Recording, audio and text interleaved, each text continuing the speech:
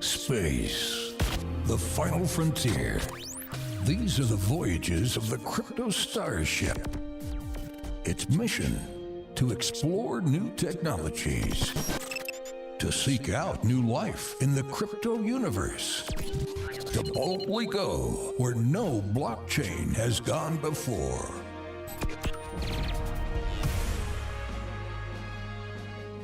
Hey guys, this is Eric. Derek. And Ethan.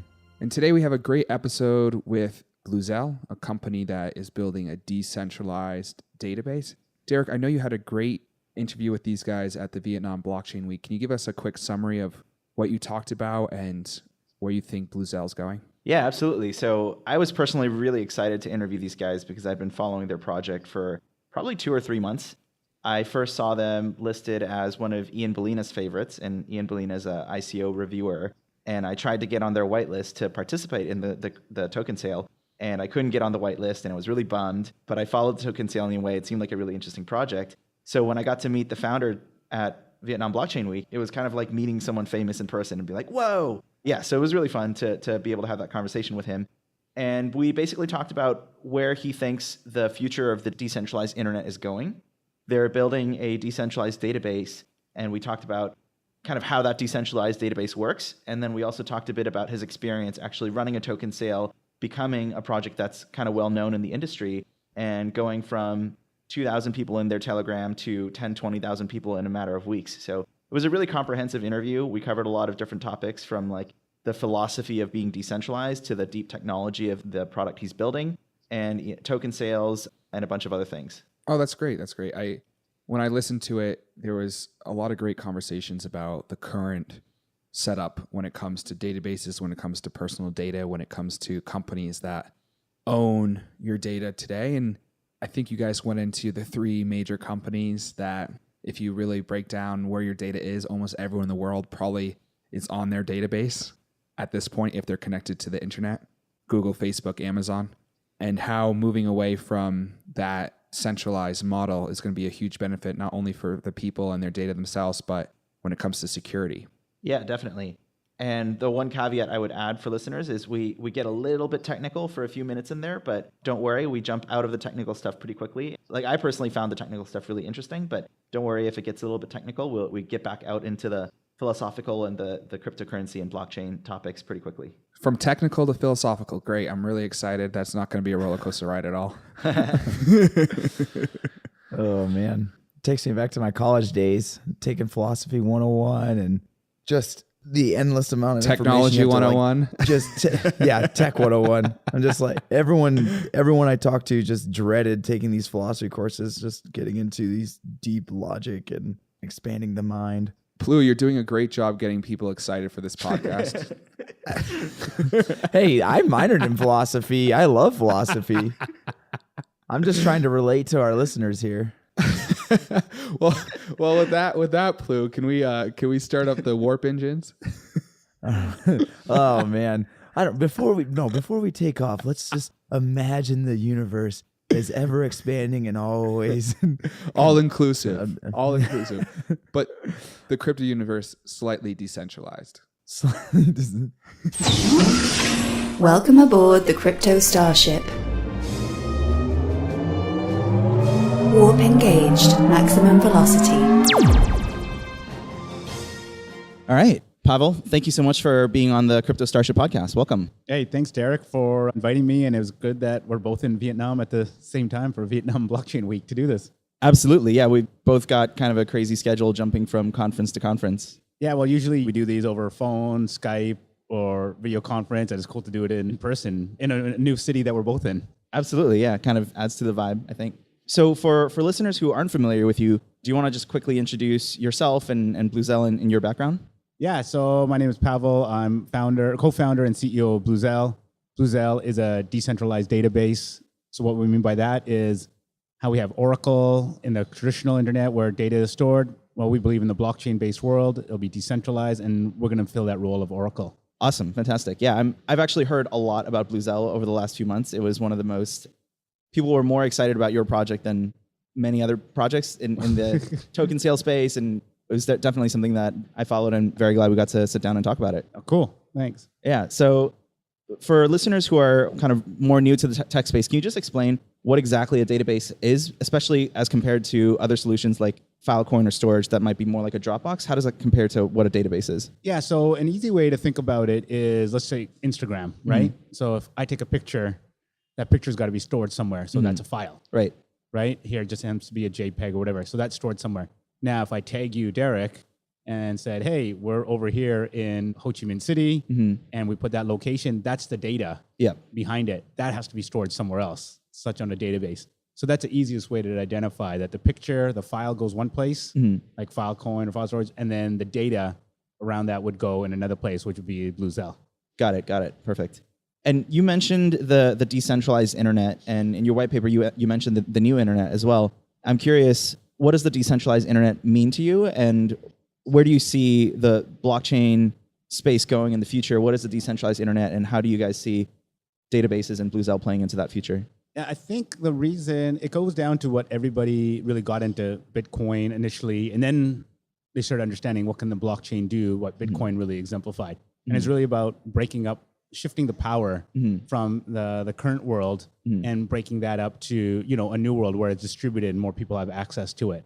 So what we mean for a decentralized internet is the same thing. Like right now, there was a magazine cover on The Economist just a few weeks ago, and it had 3 giant robots walking over the planet, and it was Amazon, Google, and Facebook. And it's basically saying that these 3 companies control all our data and power of the consumer. Is that good or bad, right? So we believe that a decentralized internet will break up a lot of this and shift that balance of power. And if we go even to a bigger level, I was listening to this podcast before, and they were talking about how the internet, basically a current form of the internet is broken. And what they said, we're paying an infrastructure debt. And what they meant by that is like when the internet first came about, it was really around 3 or 4 trusted parties. Yeah. So they didn't actually build security protocols into the internet protocol, because it was just 3 parties who knew each other. Just like the blockchain said, why do we need to build it? We all trust each other anyways. But then it started going public internet, and then the software that's being developed was outpacing fixing up the protocol. So let's say Microsoft is known for, hey, get a product out in the 90s real quick, get used, and we'll fix the bugs after. So as the software kept going out and buggy software, no one took the time to go back and fix the security leaks that were in there because it was never designed to do it.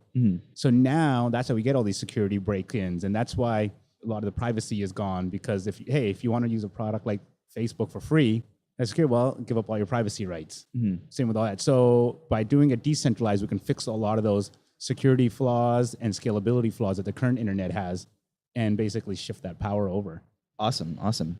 Yeah, I think one of the fascinating things about the blockchain space is that unlike in the internet space, there's actually financial incentive in designing good protocols versus in the traditional internet, the person who designed HTTP or TCP/IP might not necessarily receive that much of a financial benefit versus in crypto.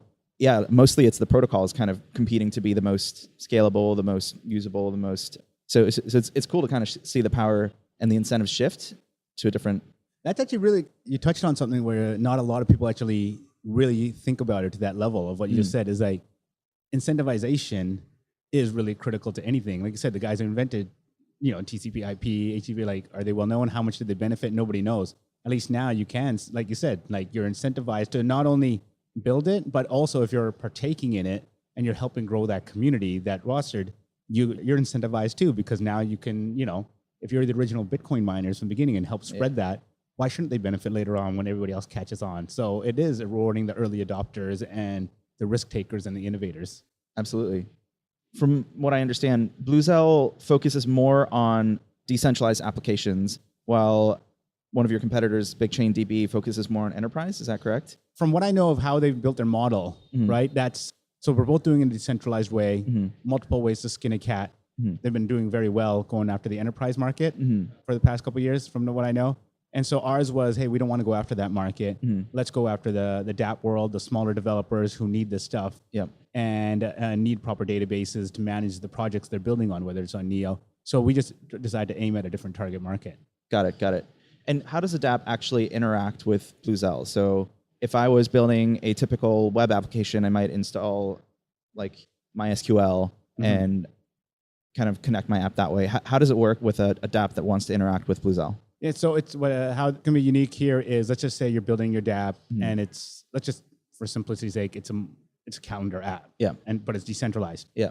Assume, let's say you built it on Ethereum. Yep. You'd look around and say, oh, looks like the data, where am I going to store this data? You still is going to store the hardcore data somewhere. Your choice is, am I going to go to Amazon Web Services? Am I going to go to IBM Cloud and Oracle? Probably not. Hey, it looks like Bluzelle is a decentralized event that's already integrated into Ethereum. So it's almost going to be almost like plug and play. Like, we've got an API built in. We'll have our smart contract that reads it for our integration. You're going to have your tokens. You'll be able to read the smart contract because you've got our ERC20 token. So we're like, okay, that matches up. And then simple API is going to be like, just like how you would use any other cloud-based service. Yeah, Awesome. that's the goal to move towards. Great. And so you brought up the ERC20 token. One of the things that I find really interesting about your model, and that I don't actually think I've seen anybody else do, is you have 2 tokens and they trade 1 for 1 with each other. Like, I've seen other projects that have multiple tokens, but it's usually one is a security that receives dividends and the other helps the functionality of the product. You guys have a separate token specifically to make your network function. Can you talk a little bit about how that works? Yeah, I mean, ideally, you'd want to have 1 token, but we're just not there yet. So by having an ERC20 token, it allows us to raise funds faster, people understand it, and go there. Now, the problem with it is you can't use it on a database because, Derek, let's just say you build an app and you want to go retrieve your data. Yeah. And we check your wallet, it's got it, you send the token, it's like, okay, it might take 30 seconds to a minute to confirm. Right. Whether it's decentralized, centralized, as a developer, you don't want to wait 30 seconds to a minute every time to work on your product. So that's when we realized that, hey, that Ethereum's not going to cut it for that. So by building an internal token, what it does is, okay, when you're about to use our product, you're just saying, hey, I'm going to start using it. So let's just say you have 100 BLZ tokens. Got it. Awesome. We're going to save it for you. Now we're going to you're going to get 100 BNT, Bluzelle native tokens on the network. Yep. That's what you're going to use to actually write and use the product every time. So that way it's instantaneous. It's, there's no time delay. So as a developer, you're getting your data fast. Now later, if you're like, hey, I'm not going to use it for all, I just want to cash out or whatever reason I need some, you just convert some of your BNT 1 for 1 to BLZ, and you can take that back to the exchanges and do what you need. Perfect. So it's really just about, the second token is really for the product and maintaining that people who are developing on it still have the speed and the efficiency that they want. That's critical. Yeah, makes perfect sense. So with the ERC20 token, the reason it's taking 30 seconds is because it has to be written to the blockchain where every node around the planet essentially has to confirm that this is a transaction that is valid, isn't double spent, et cetera. What is actually happening behind the scenes when someone uses a BNT token? Is it being written to a blockchain, or is it being consumed by a network, or like how does it operate? Well, it's getting consumed by the network and basically divvied up, like, the Bluzelle transaction fee and the producer where the node the data was retrieved from or stored, they get a bit of it. And the reason we can do it faster, is like you said, is we're doing what Ethereum is going to launch it to, and others is like basically we're going to use swarms. So instead of using, if we think of it like right now, Bitcoin, Ethereum needs the universe to state that this thing is true and valid. So that's why it takes so long. And because they're pure blockchains, it gets longer and longer and takes a long time. What we're saying is like, no, forget the universe. Galaxies also exist in this universe that are much smaller. We're calling them swarms. So all we need is consensus at the swarm or galaxy level. And that's much smaller, faster. It could be regional specific and say, okay, that agreed, we're done. You got confirmation, you get your data, and let's move on. Got it. And then does the swarm push some kind of confirmation to like a master blockchain, or they separately confirm everything and kind of operate independently? Well, the protocol itself will confirm that, hey, this data is true, it's accessed, it hasn't been changed from the last time you've done. And that's really on a user level. You're trying to make sure that this data hasn't been corrupted, no one's broken in, it is what it is and is always mine. Got it. Makes sense. So is the data that's stored immutable, or is it kind of data, I guess in a typical database, data can be deleted, right? Or data can be deleted or changed, and there isn't necessarily a permanent record of the data. Is there a permanent record of the data with the decentralized database? Well, yes and no, because like you said, you got to update the data, and some of it's got to sit back. So we're basically going to have it time delayed for years. That it's there, but eventually, why are we going to have this old data there that's hogging up the network? Right. We're kicking it off, right? The main thing for a customer, the immutability aspect, is that it hasn't been changed from the last. You're the only one who could change it, and no one else could come in and do something. Got it. So having that 1 year background of data still lets you verify the network, but it doesn't create congestion. Exactly. Yeah, makes sense. And I think one of the main concerns a company would have about using a decentralized database rather than say MySQL or Oracle would be the security concerns or privacy concerns. So I'm putting my data into a lot of other people's computers. How do I know that my data is safe and secure? Like, how do you guys address that? So two parts is we're sharding the data. So let's just say we had your record of Derek, Crypto Starship podcast, lives at XYZ such and such place. So that's a data set. We won't put that on anybody's computer. What we'll do is we'll break all that up. So it might just say Derek, it might just say crypto, it might say the address, but that's all scattered everywhere.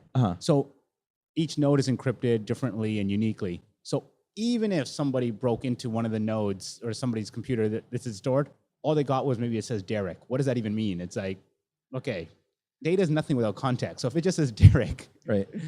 it could mean a billion things. So it's useless information. Yeah. So that's how you guard against that, that even if somebody did try to hack in and break it, they got nothing. It'd be basically like us taking a Starbucks mug, smashing into bits, spreading it around. I broke into a vault to steal that, and all I got was a little piece. And it's like, okay, I don't see the whole puzzle. What does this even matter to me? I just imagined a T-shirt that said, "I broke into Starbucks and all I got was this coffee handle." Yeah, exactly. Not even the handle, just the part of the S Right. on the handle. Yeah. And so the thing that pieces together all the data, I guess in a traditional database that might be called an index, is that a smart contract, or how do you take all these different the sharded data? How do you actually piece that back together in a usable form when a customer wants to use it? Yeah, it won't be a smart contract because that's used for something else. The technical way, I don't know. It's just might just still be called index. We just scour it, we know where everything's mapped and where it's placed, and then the network's going to find out, okay, what's the quickest, which node has that same data that I can retrieve fastest? Is it the fastest node on the network, or maybe geographically the closest located to Derek who needs to receive it? So once it's mapped, it's just going to basically pull everything and piece it together in real time. Got it. How do you guys see scalability? So I guess two questions. Number one, when Ethereum reaches the point where it has the kind of scalability that Vitalik's hoping for, do you guys ever see moving back to the Ethereum blockchain? And number two, how do you guys see, if Bluzelle becomes really successful and a lot of companies are using it, how do you see long-term scalability on your platform? Well, our goal is always to be protocol agnostic, Okay. and serve different purposes, right? So we want it that whether it's Neo, Zilliqa, Ethereum, who knows what's going to happen, right? Who knows what the future of Ethereum is? It might just be a funding platform because other places are doing smart contracts differently. Or who knows? So our goal is that no matter what dApp or projects something's being built on, it should be like, hey, the de facto database is Bluzelle. And our goal is also to move away from the blockchain world, but to the traditional world, that if you're just making a mobile game, you should still use a decentralized database as opposed to storing everybody's data in a central place. And they don't even care about blockchain. They're like, it's a decentralized database. That's what I need to store my data on. For our scalability, I mean, for the short term, we're not really thinking about it too much. We just got to keep an eye on it, as like making sure that as we design the protocol and move forward, and we've got some top advisors on there, is how do we make sure that, we can plan ahead of these scalability issues. Yeah, makes sense. And as you've been talking to developers, what types of applications or types of use cases have been the most enthusiastic about starting to implement decentralized databases? So far, it's been, I think the easiest for us is going to be, and this is just because of adoption, is something that has publicly available data that people can leverage and use. So for example, census data, mapping data about things where people can grab them and say, okay, I can do geospatial contextual mapping of Ho Chi Minh City. That data is available. I'm building something where it can be stored. So something where people are excited is that they don't have to pay for it too much, and they have easy accessibility so they can build some cool products. So that's what we're trying to figure out, is those type of use cases. Got it. How do you see, kind of a segue here, but how do you see quantum computing potentially impacting security in the future? Oh man, that comes to people. You got to think about it. It's like, I remember somebody asked us before. I was like, because somebody always said, this is like, say, a year and a half ago, before all the crypto projects and all the proper funded ones got taken off. Then it was still about blockchain and Bitcoin. And somebody said, well, if quantum computing comes along, that's going to take over the Bitcoin blockchain, and you can do this. I was like, if quantum computing gets to that point that they can break into the Bitcoin blockchain and do all these crazy things, I was like, we have a bigger problem at hand than my database. It's like, we got Skynet from Terminator. So that's not worry about the small things, let's worry about the big picture things that what that can cost. Yeah. So it's hard. Yeah, it's like it's there, but what can you really do to prep for it right now, right? Yeah. It's the same thing the same thing that people are concerned about AI is that if it progresses at the way it is, and in 25, 30 years, it gets to that level, we've got a much bigger problem potentially at hand. So what do you do? Call Elon. Yeah. Well, he's not a big proponent of it either, right? Right. Cool. Okay. So you guys had a really successful token sale ICO a few months ago. I'm curious about just what your experience was like doing that. I noticed you guys were one of the Ian Bellina, Oh Hey Maddie. These are kind of people who rate ICOs, and you guys were one of the highest rated ICOs in that space. What was that like for you? What was that process like? If you could share a little bit about that. It was crazy. Like for us, it was, so from beginning when we started working on the project, like publicly announcing it was August, it was always just, only thing we wanted to market was product team tech. Like constantly just put out content, webinars, go to events and just product team tech, and not do anything else. So we had kind of this slow growth and we're building an organic community. And then when, some of the world caught fire of it, like in early December, like Ian Bellina, some of the other guys you mentioned, it wasn't because we reached out. It was just like, we're like, hey, what's happening here? And it's like all these guys just figured out like, hey, there's something going on with these guys who've spent months building up this project and an awesome advisory team. And it just like, our numbers just started going through the roof. So that was pretty crazy. But I think the cool part was that I think once those guys caught on, or other people did, they would do a Google search, I'm guessing. And they just see tons of articles and stuff, content we're pushing out or people writing about us. So it seemed more credible than, hey, these guys just did something over the last 2 weeks. It was like, no, there's a history of months going back on that. So that was really cool. And then all of a sudden, getting pinged all the time about the project and getting that interest and building that community was awesome. Some people got worried for a while that we weren't going to do a public sale, that we'd just go straight. I'm like, no, the reason we did this was to build a community and have that public sale and go through that effort of it. And so that was rad. And then the hard part is you just can't make everybody happy because you can't, you got to have some limits on how many people, how much ETH, right. You got a whitelist and all that. So you wish you could open it up with that type of demand and say, well, why don't I raise a ton more money? Right. But then you look fundamentally, does that make any sense just because more people are interested? What changed fundamentally that I need 3 or 4 times more money? Right. Nothing, right? The fundamentals of our plan was still the same. We're just taking advantage of an eager market just for the fun of it. That didn't make much sense. Apparently you can't, you wish you could have everybody participate, but you just can't. Yeah, that makes sense. How long was it from you kind of slowly building up the momentum and talking about project tech team, going to conferences where you were kind of under the radar to, holy crap, the whole world just found out about us? How long was, I guess, that exponential curve? What was that timeline like? Oh, it was weeks. So let's say we started pitching and going around everywhere August. And then I remember it was December 1st. I was at a conference and I was looking at our, Telegram or user numbers, other things. And it was just starting to pick up. I'm like, oh, that's interesting. Like what just happened? And our goal was December 8th, I would release the token details because our organic community up until that point was only like 1,200. But they were asking, hey, when you guys put the token details, this and that. And I just kept pushing and waiting because we wanted to like kind of get the story out right. So I said, okay, we're going to do December 8th. So between December 1st, and then our target was December 8th, aim to end of January, early February, do the token sale. That gives enough time. If we can get to like 5,000, 6,000 community members by the end of December or early January, that puts us in a good position. So from December 1st to December 8th, I'm like, numbers came when I was like, December 8th, the day that I put the tokens details out, I was like, oh, it's at 2,000. That's pretty good. That's a good base. Hopefully we'll hit our 6,000, 7,000 numbers in a month time. And I said, oh, we're going to keep the whitelist open till minimum end of December, blah, blah, blah. But then over that weekend, as soon as the token released, I guess word of mouth started spreading and all these people started talking about it. And we just started blowing away all our numbers, got to like 10,000 fast. Then we like within a week. Wow. So then I just basically cut the whitelist and said, hey, I want everybody to participate. We're cutting it off. Yeah. So I thought the momentum would die. No, I just kept going. And then people got mad because they're like, well, you're not a man of your word. You said you were going to keep it open, but you didn't. And it's like, what am I supposed to do? I can't, if I open at 20,000, you can't get everybody in, right? And then, so a lot of people, the community stood by, they're like, what do you expect these guys to do? They did not know these numbers were going to hit. They never did any advertising. It just naturally came. So they had to cut it off. Then while we're focusing on, let's do it, mid to end of early February, mid-February, do the token sale. The numbers going up. We're like, you know what? We're ready. Let's just do it in mid-January. Let's save a month and have everybody ready and then move on. Because what the main thing was, let's get it done and move on so we can start building the product. So that's why we moved it up like 3-4 weeks.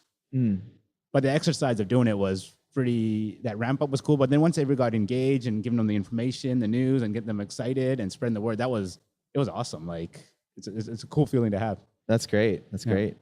And after having a successful token sale, how has that changed the way that you interact with the crypto community?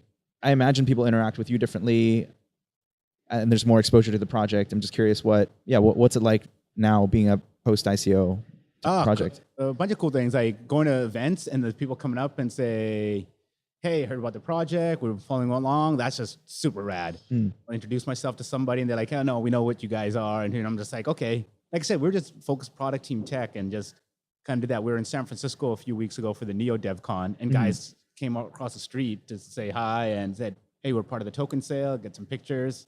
So that's really cool. And then the main thing now is for the community to start understanding more, get past the token sale and the token itself and saying why this thing's going to be compelling for the long term and not get fixated on short-term success and going to the moon. It's like, no, we deliver and build this product. We've changed something really fundamentally. And now you're going to get those real exponential gains. And you're going to basically, I think that's the coolest part, is that if you're part of these things now, it's like in a couple of years or even like as these products are used and become prevalent, you're like, wait, I was part of that original community from day one that actually helped that company build up. That's got to be some of the raddest things. Yeah, absolutely. And then I think the other part is when you do a successful one and you're more tech and infrastructure based like us, then the other guys that who've been in this long time, who've done their infrastructure tech plays, everybody respects each other and everybody wants to work together. So it just opens yourself up for more collaborations, partnerships, because we all respect the grind that we all went through and say, oh yeah, you guys did it. Let's start working together now. So that's what it is, the big collaboration, community aspect of the people who totally understand it. Definitely. I'm curious if you think the direction, so what I've noticed over the last few months is the pace of new tokens launching has kind of really started to pick up, and there's been more blockchains, more infrastructure projects. Do you see, say, 3, 5, 8 years down the line, there being kind of a proliferation of different blockchains and different protocols, or do you think it's going to consolidate into a few for kind of each category? I guess, how do you see that future playing out? Definitely going to consolidate. That's just natural of anything, right? So there'll be a pullback. I think the proliferation now, you're getting numbers more because even in the past month, I've seen the access to capital and syndicates is much easier. Yeah. Even then, like a lot of people aren't doing the road shows that me and a bunch of other guys did, right? Going around speaking at conferences because money's just being thrown. I've had somebody ask me saying, oh yeah, we're oversubscribed, we're doing this, we got working with this. Then they ask us, oh yeah, so what marketing did you do? Which PR firm? I'm like, isn't your pre-sale strategic partner supposed to do that? Like, why are you guys asking me if you got it all figured out? So no one really is going through that grind because maybe they are just saying, hey, we're just an infrastructure play and you're gaming the system. So those are going to have to die out.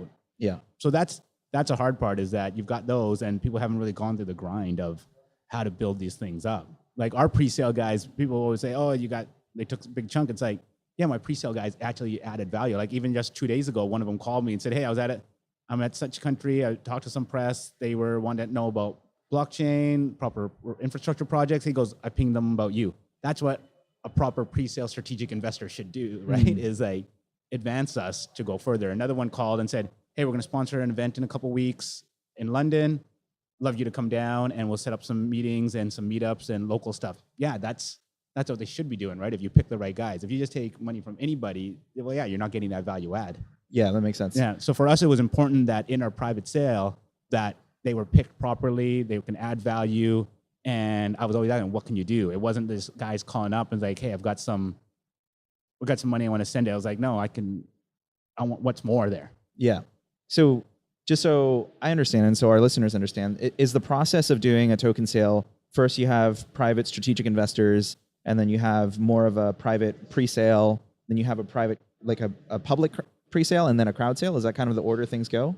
Everybody does theirs different. Some people just say a quote unquote pre-sale publicly or privately, then they do a public pre-sale, and then they do their public sale, right? And break it up. One of my advisors, he said, I hate that. I hate that public pre-sale. It's like, that's your public sale. So either public sale 1 or public sale 2. Why are we masking this?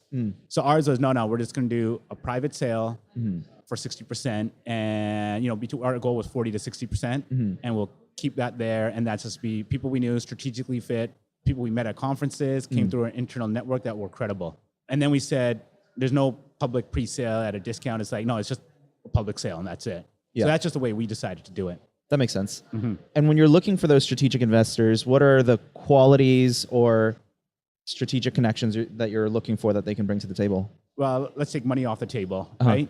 It was more of, it really came down to the location they're at. Do they have presence there? Right. So can they, set up a meetup? If they're involved with the local community, there's conferences going on. Can they get us speaking spots and help out there? Can they be an influencer in their region? So that was one. Two is they can make introductions to credible people. So like all our advisors that came on so when we did it, it was me and my CTO, Neeraj, we said, we almost look like a basketball team or a football team. What positions do we want filled here? Okay, this is what we want. And we went to like our advisors and our pre-sale guys, like, hey, this is what we're trying to fill in. These are the type of people we know. They're like, okay, I can get you that. So it was always about that value add, is that, okay, can we do something on the local level? Can you introduce us to potential advisors that can help to push the business, or potential partners? Like some of our pre-sale guys, hey, I'm investing into this other ICO. They look real good. They need this fit. You guys should work together. So it's all that is who can add value to the business. So either on the product side, community building side, or, advisement, technology, knowledge side. Awesome. Is there anything else you'd want to share with listeners about either databases, future of blockchain, token sales, anything that you want listeners to hear? I think on the token sale is everybody should still do a bunch of their own research. Right. Find out what they're putting into, learn about the team. One, just so then they feel secure about holding these things long-term and being part of it. Yep. Second is also to protect themselves so they don't fall for scams, right? There's a lot of, as you said, as more money comes in and more, you're going to get more, it's naturally going to have more scams and fraud stuff coming out there. So that's more, I think on the database side, important for people if they're into blockchain is invest or buy into the infrastructure space, because that's fundamentally what is needed to build all these dApps, right? You need to have like better computer processing, faster throughput for blockchain transactions. Your data should be protected in a proper manner so it's not broken into. So it's a real cool opportunity that everybody can basically get control of their own lives or projects and be part of it, and basically take away power from those central governing bodies. Absolutely. One of the things that I found really interesting about hearing how your token kind of just took off on its own without you guys doing any marketing is, like you said, there's a lot of scams, a lot of low quality projects. I've been seeing more and more projects spend a lot of money on airdrops and paid marketing. And if you give $50 to 20,000 people, that's $1 million right there. And they're spending another couple million on Facebook ads and YouTube ads and whatever. And by the time they finish their token sale, they've already spent 40% of the money. And hearing that good projects that have the technology and the team, like it kind of, you don't need to do that. And a lot of it happens from the community picking it up on their own. Yeah. So for us my whole thing was any promotion was that if I wouldn't click on that ad and I feel uncomfortable with it, then I'm not doing it. So we had stuff pitched to us like, hey, sponsored content. And I was like, well, what does that mean? They're like, well, when you go at the end of a site and it says, if you like this, you'll like this. Yeah. Or it's clickbait, right? I'm like, I would never click on that. So why would I have my brand do that? Right? I would, if I saw a Facebook ad for an ICO, I wouldn't probably click on it. So why am I going to put my thing out there? So that really drove us fundamentally on the brand side. And then the other one is in the pure crypto blockchain space, a lot of these guys are techies and purists. Yeah. They're skeptical by nature. Yep. And especially our product, we understand is, because they asked us like, why don't you do some over-the-top marketing? Ours are developers, guys who build product. They're skeptical by nature. So if they saw that, hey, we didn't earn it or organically grow and show through substance, they'll see right through it and be like, oh, these guys are advertising everywhere. It said I don't trust that product. And now you just lost your whole base. So it takes time to build that developer community. But once you do, like, let's say, look at Google's I/O conference or Apple developers, they become diehards, right? Even guys who are Adobe, Photoshop, develop open source community, like they're diehards and have become evangelists. So our goal is to take over the coming months is educate, people know about us, brand it well, and say basically whether you're a developer on it or just a token holder, each one should become an evangelist about, I was part of this thing, and this is why this thing is going to be fundamentally rad and change everything that we need. Yeah. How much of your investor base do you think were developers? Hard to say, because it scaled so fast. Yeah. Right? And more were people on the crypto side understanding. And so I would say of that base, 10 to 15%. Where I think when the early ones on, it was like the first 1,000 was way more. Right. And then all of a sudden it just started to really just take off. Because I remember in that short time span, it just really took off. So that's why it's always been important to us. No, keep that developer community going. People ask us now is like, what are you guys going to do next? And it's like, while the product's getting built, well, we're not slowing down. We're gonna start doing more developer meetups, do webinars online. So we just start educating that base, grow it organically. So once the product really, the next version that's usable will come out, let's say end of June, we have a base there that is like, okay, I'm ready to download and really start playing with this thing. Yeah, that makes sense. Yeah, so it sounds like you got a couple thousand kind of developers who really loved your product first, and then that was the foundation on which the I guess the hype train, so to speak. That's what allowed it to launch. There's an inflection point where it shifted from maybe being more developer people to more crypto people, right? Or crypto developers people, just crypto enthusiasts, right? Which is good, right? Yeah, you want the crypto because it's awesome to have them. Yeah, that grew really fast. So now we've got to keep growing the other side of it too. Absolutely, makes sense. Awesome. Well, thank you so much for taking the time. How can people either get in touch with you or learn more about Bluzelle? Best way is obviously go to the website. We do lots of updating on content. We'll always still try to do 2 blog posts a week. Got our newsletter that updates everything each week. So those are the 2 best places to go.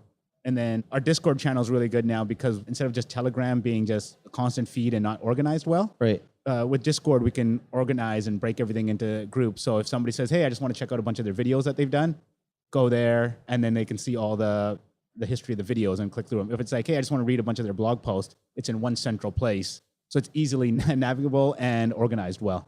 So the best way is like bluzelle.com. And then once they get on there, whether it's through Telegram or Discord or even Twitter, they can always ask me questions and I'm, try to respond the best that I can. Amazing. Thank you so much. Thanks again. Thanks, Derek. Thanks. The Crypto Starship is a production of Starship Media LLC.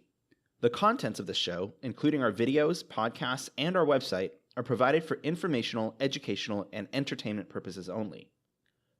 It's not intended to be and does not constitute financial, investing, or trading advice of any kind.